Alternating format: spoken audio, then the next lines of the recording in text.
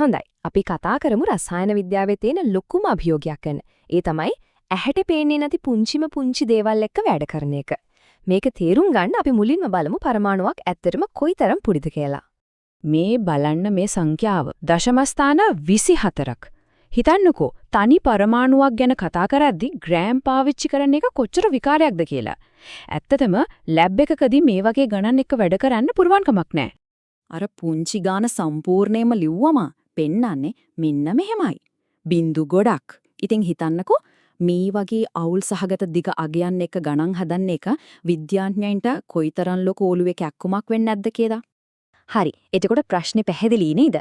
පරමාණු මනින්න ග්‍රෑම් කියන එකක කොහෙත්ම ප්‍රායෝගික නැහැ. අපිට මීට වඩා හොඳ ලේසි ක්‍රමයක් ඕන වුණා. එතකොට ප්‍රශ්නේ මේකයි පරමාණුක ස්කන්ධය ගැන කතා කරන්නේ මීට වඩා සරල ක්‍රමයක් හදාගන්න බැරිද? අනේ ඒ ප්‍රශ්නේ තමයි විද්‍යාඥයින්ව හරිම දක්ෂ විසඳුමකට අරගෙන ගියේ. නිකම්ම බරමනින්න වඩා වෙනස් විදිහට හිතන්න ඒකෙන් ඕන පෙළඹෙව්වා. විසඳුම තමයි අලුත්ම සාපේක්ෂ පරිමාණයක් හඳුන්වලා දෙන එක. ඒ කියන්නේ පරමාණු කෙලින්ම කිරණ එක පතකින් තියලා එකිනෙකට සංසන්දනය කරන්න පටන් ගත්තා. නියම අදහසක් නේද? මෙතනදී විද්‍යාඥයෝ කරපු දේ තමයි හැමදේම මනින්න පොදු මිනුම් දාණ්ඩයක් එහෙම නැත්නම් යාඩ් ස්ටික් එකක් තෝරගත්ත එක. ඒ තමයි කාබන් 12 පරමාණුව. ඉතින් දැන් අනිත් හැම පරමාණුවක්ම මනින්නේ මේකට සාපේක්ෂව. මෙන්න මේක තමයි ආහා කියන මොහොත. අර අවුල් සහගත දශම සංඛ්‍යාව ඔක්කොම අමතක කරලා බලන්න කොච්චර පැහැදිලි පිරිසුදු පූර්ණ සංඛ්‍යා ටිකක් ලැබිලා තියෙන්නේ කියලා. හයිඩ්‍රජන් වලට 1යි ඔක්සිජන් වලට 16යි. කොච්චර ලේසිද දැන් වැඩේ. මේකෙන් පැහැදිලිවම කියවෙනවා අපි කෙලින්ම මනිනව නෙවෙයි අපි කරන්නේ සංසන්දනයක් කියන එක. හැම දෙයක්ම සිද්ධ වෙන්නේ අර අපේ මිනුම් දණ්ඩ වුණු කාබන් 12ට සාපේක්ෂව. හොඳයි මේ සරල ක්‍රමය පරමාණු වලට විතරක් නෙවෙයි සම්පූර්ණ අණු වලටත් පාවිච්චි කරන්න පුරුවන්.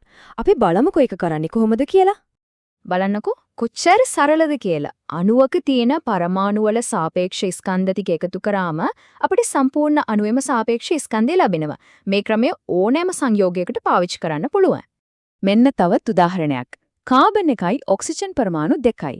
එතකොට ගානේ එන්නේ 12ට එකතු කරනවා දෙවරක් 16යි. ඒ කියන්නේ 44යි. ඔන්න ওই විදිහට ඕනෑම අණුවක සාපේක්ෂ ස්කන්ධය හොයාගන්න පුළුවන්. හරි. දැන් අපිට ස්කන්ධය ගැන සරල පරිමාණයක් තියෙනවා. ඒත් දැන් එනවා ඊළඟ ප්‍රශ්නේ.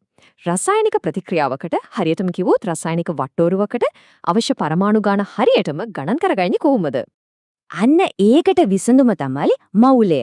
මෞලය කියන්නේ හරියට ඩස්මක් වගේ දෙයක් කියලා හිතන්නකෝ. ඩස්මකේ දේවල් 12ක් තියෙනවා වගේ මෞලය කියන්නේත් ඒ වගේම නිශ්චිත ගානකට. මේ සංසන්දනයෙන් ඒක හොඳටම පැහැදිලි වෙනවා.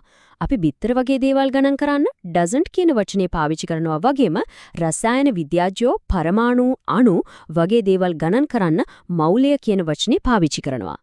මෙන්න තියෙනවා ඒ විශේෂාංකය 6.0.2 වැඩි කිරීම 1023. මේක තමයි රසායන විද්‍යාවේ වීර සංඛ්‍යාව. මේකෙන් කියවෙන්නේ 6යි දශම ගොඩකුයි ඊට පස්සේ 0.23ක්. හිතා ගන්නවත් බැරි තරම් ලොකු සංඛ්‍යාවක් මේක.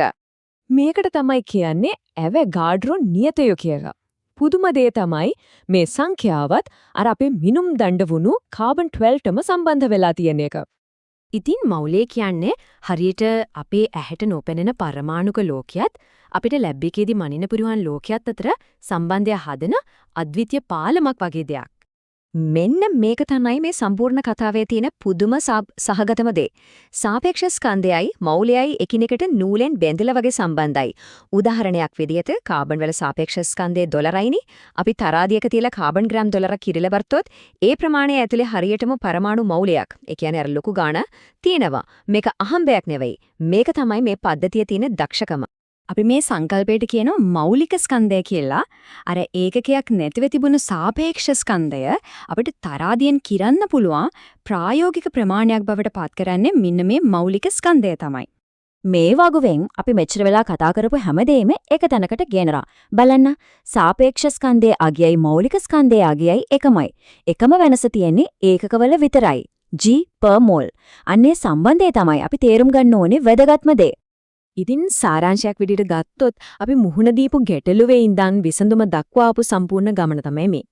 ග්‍රෑම් වලින් කිරන්න බැරි තරම් පොඩි පරමාණු වලින් පටන් අරන් සාපේක්ෂ ස්කන්ධය කියන සරල ක්‍රමයක් හදාගෙන ඊට පස්සේ මෞලිය කියන ගණන් කිරීමේ ඒකකයට ඇවිත් අවසානයේදී මෞලික ස්කන්ධය පාවිච්චි කරලා මේ හැම දෙයක්ම එකට සම්බන්ධ කළා. හොඳයි. දැන් අපිට පරමාණු කියන මේ බිල්ඩින් බ්ලොක්ස් නැත්තම් ගොඩනැගීමේ ඒකක හරියටම ගණන් කරලා කිරලා ගන්න පුළුවන්. එහෙනම් මේ දෙනම පාවිච්චි කරලා අපිට මොන වගේ අලුත් දේවල් නිර්මාණය කරන්න පුළුවන් වෙයිද? අන්න ඒක තමයි රසායන විද්‍යාවේ තියෙන සුන්දරත්වය.